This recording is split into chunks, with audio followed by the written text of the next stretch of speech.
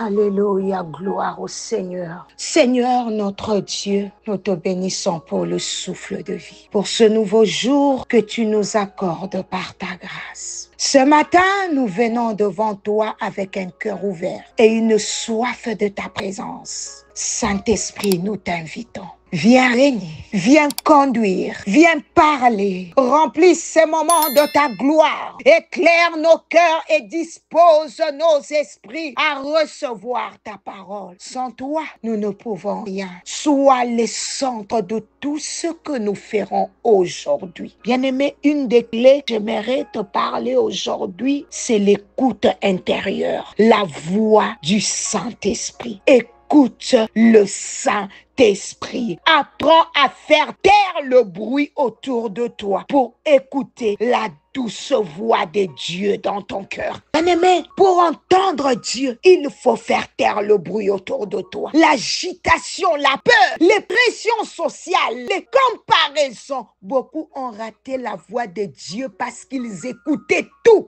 sauf lui. Le Saint-Esprit ne crie pas, il murmure. Si tu lui laisses de la place, tu vas sentir une paix intérieure, même dans des moments d'indécision. Lisons Romains 8, 14. La Bible dit, car tous ceux qui sont conduits par l'Esprit de Dieu sont fils de Dieu. Ce verset affirme une vérité essentielle. Être conduit par l'Esprit n'est pas une option pour l'enfant de Dieu. C'est sa nature même. Nous ne sommes pas seulement des êtres guidés par des circonstances ou des conseils humains. Nous sommes habités par Dieu lui-même. Et c'est par son esprit que nous connaissons sa volonté. Dieu ne veut pas simplement nous orienter de l'extérieur. Il désire résider en nous, nous guider intérieurement. C'est pourquoi il ne s'agit pas juste de décisions ou d'actions extérieures, mais d'une sensibilité intérieure renouvelée, vivante, en communion avec le Saint-Esprit. Ézéchiel 11, 19 et Ézéchiel 36, 26 à 27 décrivent ce que Dieu a accompli. Il nous a donné un esprit nouveau, notre esprit régénéré et son esprit, le Saint-Esprit. Ces deux éléments sont essentiels. Notre esprit renouvelé est devenu le lieu d'habitation de Dieu. Ce n'est que lorsque ce lieu a été purifié et préparé par la régénération que Dieu a pu venir y demeurer. Imaginez une maison abandonnée et délabrée. Dieu, avant d'y habiter, veut d'abord la restaurer. Il ne fait pas que visiter. Il vient y vivre. C'est ce que signifie notre salut. Dieu nous prépare à devenir sa demeure. Bien-aimé, le Saint-Esprit, il est notre maître intérieur. L'Esprit en nous ne se contente pas de nous inspirer des pensées ou des émotions. Il produit un témoignage intérieur, une direction spirituelle. Cela peut se traduire par une paix profonde qui confirme une décision, un trouble intérieur, bien-aimé, à une voix qui semble pourtant logique,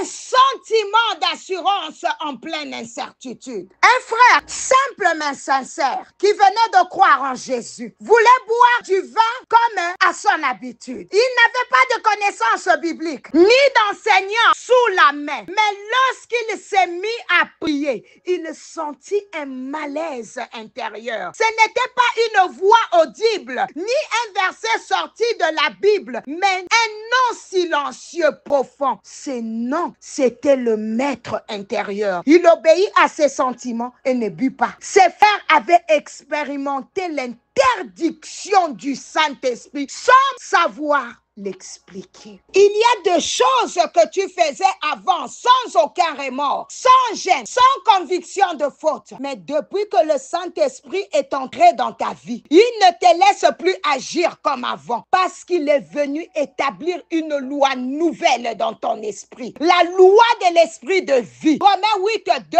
Il te convainc, il t'alerte, il te reprend, non pas pour te te condamner, mais pour t'aligner avec la volonté de Dieu. C'est que ta conscience tolérait autrefois. Le Saint-Esprit le refuse aujourd'hui parce qu'il te sanctifie jour après jour. La parole nous montre deux types de directions spirituelles. L'impulsion intérieure. Acte 8, 29, tu pourras lire ça après. L'Esprit dit à Philippe, tu pourras lire toute l'histoire. L'Esprit dit à Philippe, avance et approche-toi de ces chars. Acte 10, 20, descends, pars avec eux, car c'est moi qui les ai envoyés. L'Esprit pousse, inspire, attire, produit un élan intérieur vers la volonté de Dieu. L'interdiction intérieure, acte 16, 6 à 7. L'Esprit les empêcha. L'Esprit de Jésus ne leur permit pas. L'Esprit nous freine, nous alerte, nous ferme des portes, parfois sans raison. Ces impressions peuvent être discrètes, mais elles sont puissantes si notre cœur reste sensible. Vous savez, certains croyants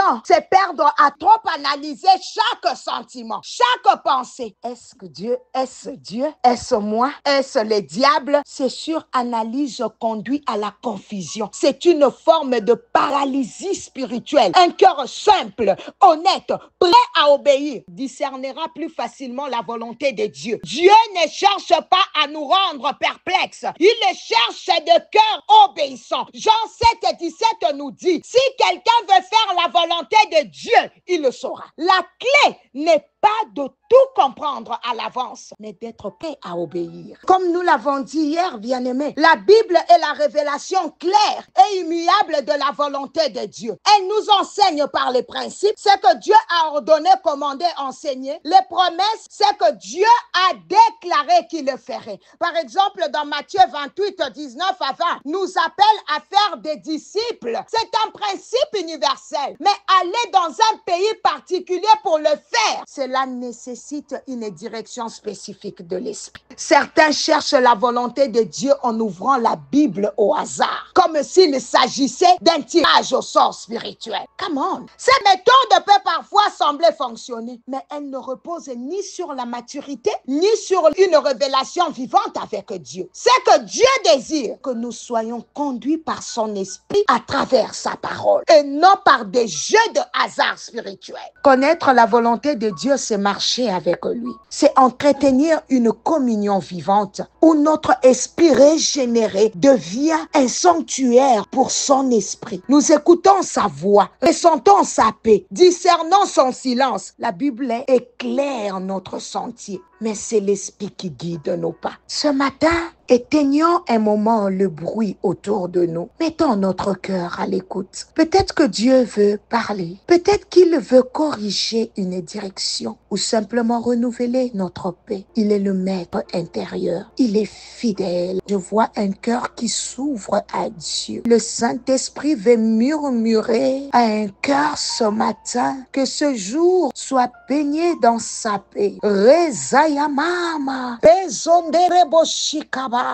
Quelqu'un est sur le point d'entendre la voix du Saint-Esprit. Que ton cœur soit tendre à sa voix. Que tu marches avec confiance, sachant que Ribo Sanderebo, c'est lui qui t'habite, te conduira toujours selon sa volonté parfaite. Reba Satamanderebo, Ibobo Sheamama, Ekamamamama. Un cœur s'ouvre à lui ce matin. Je sens l'atmosphère d'une maison changée. Le Saint-Esprit souffle. Il te rend sensible. Ekabasata. Les choses que l'œil n'a point vues, que l'oreille n'a point entendues, qui n'est point monté au cœur de l'homme. Il est sur le point de te le révéler ce matin. Il souffle. Le Saint-Esprit veut murmurer ce matin dans tes oreilles. Il veut te parler par une vision. Sheka.